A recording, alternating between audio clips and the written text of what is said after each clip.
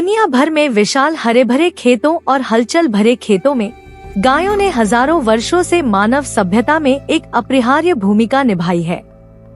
ये सौम्य दिग्गज केवल दूध, मांस और चमड़े का स्रोत नहीं है, वे कृषि, अर्थव्यवस्थाओं और सांस्कृतिक प्रथाओं के भी अभिन्न अंग हैं। डॉक्यूमेंट्री की शुरुआत न्यूजीलैंड के हरे भरे चरागाहों से होती है, जो अपने डेयरी उद्योग के लिए जाना जाता है। यहाँ गायें अपने प्राकृतिक व्यवहार और सामाजिक संरचनाओं का प्रदर्शन करते हुए शांति से चरती हैं। हम देखते हैं कि डेयरी किसान अपने झुंडों का प्रबंधन कैसे करते हैं, यह सुनिश्चित करते हुए कि गायें स्वस्थ और उत्पादक हैं।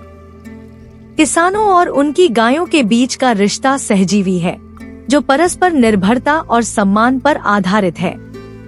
न्यूजीलैंड से हम भारत की यात्रा करते हैं, जहां गायें हिंदू संस्कृति में एक पवित्र स्थान रखती हैं। ग्रामीण गांवों में गायें परिवार का हिस्सा होती हैं, जिन्हें अक्सर मालाओं से सजाया जाता है और उनकी विशेष देखभाल की जाती है। भारत में गायों के प्रति श्रद्धा उनके आर्थिक मूल्य से परे उनके सांस्कृतिक महत्व को उजागर करती है। हम पता लगाते हैं कि यह आध्यात्मिक संबंध कृषि पद्धतियों और पशुपालन को कैसे प्रभावित करता है। संयुक्त राज्य अमेरिका में वृत्तचित्र आधुनिक गोमांस उद्योग पर प्रकाश डालता है। हम टेक्सास में बड़े पशु फार्मों का दौरा करते हैं, जहां काउबॉय अभी भी विशाल परिदृश्य में मवेशियों को चराते हैं। स्थिरता, पशु कल्याण और बाजार दबाव से संबंधित मुद्दों सहित आधुनिक पशुपालन की चुनौतियों पर चर्चा की जाती है। हम छोटे स्तर के जैविक किसानों से भी मिलते हैं, जो मानवीय और पर्यावरण के अनुकूल प्रथाओं का नेतृत्व कर रहे हैं। यात्रा यूरोप तक जारी है, जहां हम सदियों से विकसित गायों की विविध नस्लों की जांच करते हैं। स्विट्जरलैंड में सिमेंटल नस्ल दूध और मांस उत्पादन में दोहरे उद्देश्य के उपयोग के लिए जानी जाती है। सावधानीपूर्वक प्रजनन कार्यक्रमों और पारंपरिक पनीर बनाने की प्रक्रियाओं पर प्रकाश डाला गया है, जो मवेशी पालन में शामिल गहरी विरासत और कौशल का प्रदर्शन करते हैं। हम कम औद्योगिक परिवेश में गायों के जीवन का भी पता लगाते हैं। केन्या जैसे अफ्रीकी देशों में गाय चरवाहे समुदायों की आजीविका के लिए महत्वपूर्ण है। उदाहरण के लिए, मासाई लोग दूध के लिए अपने मवेशियों पर निर्भर रहते हैं, जो उनके आहार का मुख्य हिस्सा है। डॉक्यूमेंट्री में इन समुदायों के सामने आने वाली चुनौतियों को दर्शाया गया है, जिसमें सूखा और चरागाह भूमि पर संघर्ष शामिल है और वे बदलते मौसम के साथ कैसे तालमेल बिठा रहे हैं। प्रयोगशालाओं में वैज्ञानिक गाय के आनुवंशिकी और स्वास्थ्य में सुधार पर काम कर रहे हैं। पशु चिकित्सा और जैव प्रौद्योगिकी में प्रगति से किसानों को स्वस्थ और अधिक उत्पादक गायें पालने में मदद मिल रही है। हम अनुसंधान सुविधाओं का दौरा करते हैं, जहां मवेशियों के गुणों को बढ़ाने के लिए इन विट्रो फर्टिलाइजेशन और जीनोमिक चयन जैसे नवाचार विकसित किए जा रहे हैं। पशुपालन का पर्यावरणीय प्रभाव वृत्तचित्र में संबोधित एक महत्वपूर्ण मुद्दा है। गायों द्वारा मीथेन का उत्पादन ग्रीनहाउस गैस उत्सर्जन में योगदान देता है, जो वैज्ञानिकों और किसानों को समाधान खोजने के लिए प्रेरित करता है। हम घूर्णी चराई, मीथेन कैप्चर तकनीक और पौधे आधारित आहार जैसी पहलों का पता लगाते हैं, जिनका उद्देश्य मवेशी पालन के कार्बन पदचिह्न को कम करना है। शहरी खेती आधुनिक गौपालन का एक और आकर्षक पहलू है। टोक्यो जैसे शहरों में ऊर्ध्वाधर फार्म और छत पर उद्यान उभर रहे हैं, और कुछ में छोटे पैमाने पर डेयरी संचालन भी शामिल है। इन शहरी फार्मों का लक्ष्य खाद्य उत्पादन को उपभोक्ताओं के करीब लाना और माल परिवहन के पर्यावरणीय प्रभाव को कम करना है।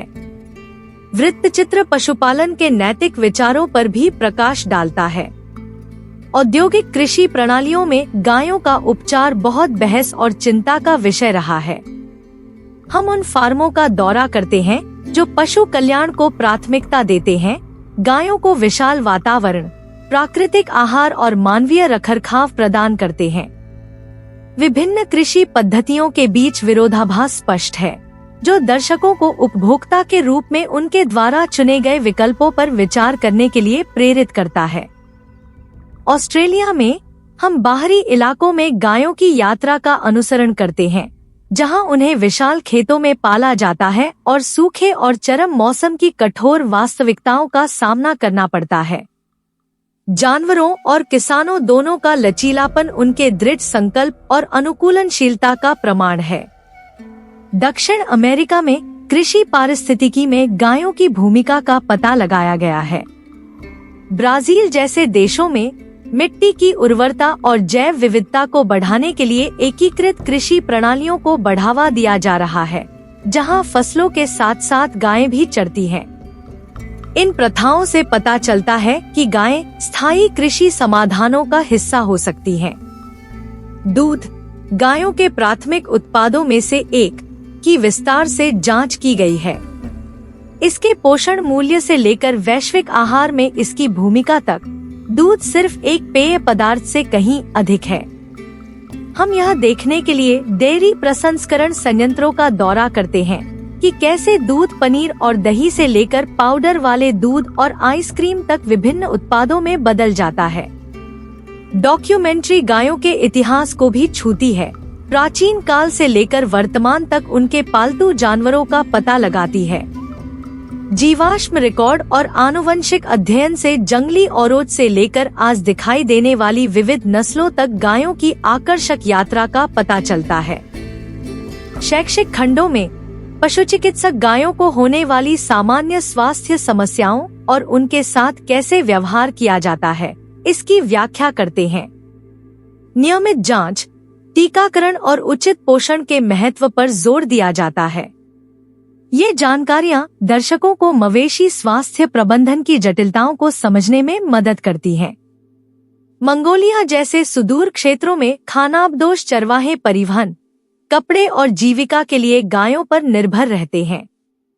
डॉक्यूमेंट्री इन चरवाहों की अनूठी जीवन शैली को दर्शाती है, जो चरागाह की तलाश में अपने झुंडों के साथ विशाल परिदृश्यों में घूमते हैं। चरवाहों और उनकी गायों के बीच का बंधन बहुत गहरा है, जो सदियों से चली आ रही जीवन शैली को दर्शाता है। चीन में गोमांस और डेयरी उत्पादों की बढ़ती मांग पशु उद्योग को बदल रही है। हम पता लगाते हैं कि देश पारंपरिक कृषि पद्धतियों के साथ आधुनिकीकरण को कैसे संतुलित कर रहा है और इसका ग्रामीण समुदायों और पर्यावरण पर क्या प्रभाव पड़ रहा है। डॉक्यूमेंट्री विवादास्पद विषयों जैसे पशुपालन में वृद्धि हार्मोन और एंटीबायोटिक दवाओं के उपयोग से नहीं कतराती है। विशेषज्ञ पशु कल्याण और मानव स्वास्थ्य के लिए इन प्रथाओं के निहितार्थ और जैविक और एंटीबायोटिक मुक्त उत्पादों पर जोर देने पर चर्चा करते हैं। गाय आम बोलचाल में एक घरेलू गोजातीय है। लिंग और उम्र की परवाह किए बिना आम तौर पर बोस टॉरस प्रजाति की सटीक उपयोग में यह नाम कई बड़े स्तनधारियों की परिपक्व मादाओं को दिया गया है, जिनमें मवेशी, गोजातीय, मूस, हाथी, समुद्री शेर और व्हेल शामिल हैं। घरेलू गायें दुनिया भर में सबसे आम खेत जानवरों में से एक हैं और विभिन्न उम्र में इन जानवरों का वर्णन करने के लिए अंग्रेजी भाषा में कई शब्द हैं। गाय के बच्चे को बछड़ा कहा जाता है। कभी कभी मादा बछड़े को बछिया बछड़ा और नर को बैल बछड़ा कहा जाता है। बछिया वह मादा होती है जिसकी कोई संतान नहीं होती है। यह शब्द आमतौर पर अपरिपक्व महिलाओं को संदर्भित करता है। हालांकि अपने पहले बछड़े को जन्म देने के बाद एक बछिया गाय बन जाती है। एक वयस्क नर को बैल के रूप में जाना जाता है। कई नर मवेशियों की आक्रामक प्रवृत्ति को कम करने और उन्हें अधिक लचीले बनाने के लिए बधिया कर दिया जाता है। युवा नपुंसक नर, जिन्हें मुख्य रूप से गोमांस के लिए पाला जाता है, स्टीयर या बैल कहलाते हैं, जबकि वयस्क नपुंसक नर, जिन्हें आमतौर पर भार ढोने के लिए उपयोग किया जाता है, बैल के रूप में जाने जाते हैं। गायों, मवेशियों या गायों का एक समूह एक से अधिक गायों के लिए एक पुरातन शब्द एक झुंड का गठन करता है। अंग्रेजी में लिंगत्व एकवचन रूप का अभाव है और इसलिए गाय का उपयोग महिला व्यक्तियों और सभी घरेलू गोवंश दोनों के लिए किया जाता है। गायें आर्टियोडैक्टाइला गण की सदस्य हैं। इस क्रम में समान पंजे वाले खुर वाले स्तनधारी शामिल हैं और गायों के विशिष्ट खुर वाले खुर होते हैं। प्रत्येक पैर के मध्य 2 अंकों से पैर के नाखूनों से प्राप्त होते हैं। गायें बोविडे परिवार, खोखले सींग वाले जुगाली करने वाले, जिसमें मृगा, भेड़ और बकरियां भी शामिल हैं। उपपरिवार बोविना, जिसमें भैंस और सर्पिल सींग वाले मृग शामिल हैं। जनजाति बोविनी, जिसमें मवेशी, बाइसन और याक शामिल हैं, से संबंधित हैं। और जीनस बोस, जिसके सभी नाम बोस से लिए गए हैं, जो गाय के लिए लैटिन शब्द है। गाय का आकार और वजन काफी हद तक उसकी नस्ल पर निर्भर करता है। परिपक्व पुरुषों का वजन 450 से 1800 किलोग्राम, 1000 से 4000 पाउंड और महिलाओं का वजन 360 से 1100 किलोग्राम, 800 से 2400 पाउंड होता है। नर और मादा दोनों के सींग होते हैं और हालांकि कई नस्लों में ये छोटे हो सकते हैं, लेकिन ये शानदार रूप से बड़े हो सकते हैं, जैसे कि टेक्सास लॉन्गहॉर्न और अफ्रीकी अंकोलेवाटुसी गायों में। कुछ नस्लों को आनुवंशिक रूप से परागित, सींग रहित किया जाता है और कई अन्य गायों को कम उम्र में सींग रहित किया जा सकता है, अर्थात उनके सींग की कलियों को नष्ट कर दिया जाता है ताकि उन्हें परिवहन में आसान बनाया जा सके और आसपास काम करना सुरक्षित हो सके।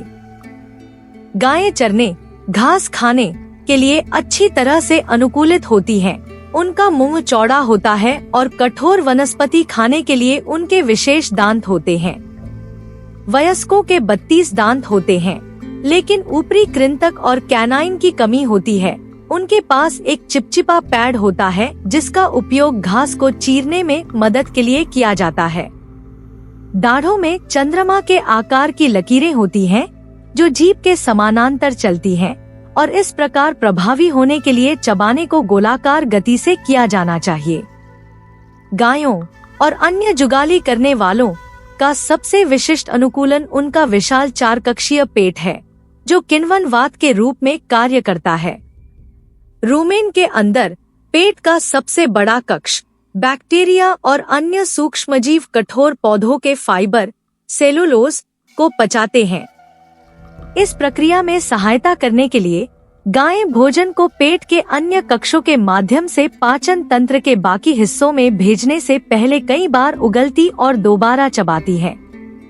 यह प्रक्रिया, जिसे पशु चबाना कहा जाता है, पाचन, पचाने वाली सामग्री को छांटने और पोषक तत्वों को अवशोषित करने में मदद करती है। बाद में अपने भोजन को दोबारा चबाने के लिए समय निकालने से गायें भोजन करते समय अच्छी तरह से चबाने की आवश्यकता से बच जाती हैं।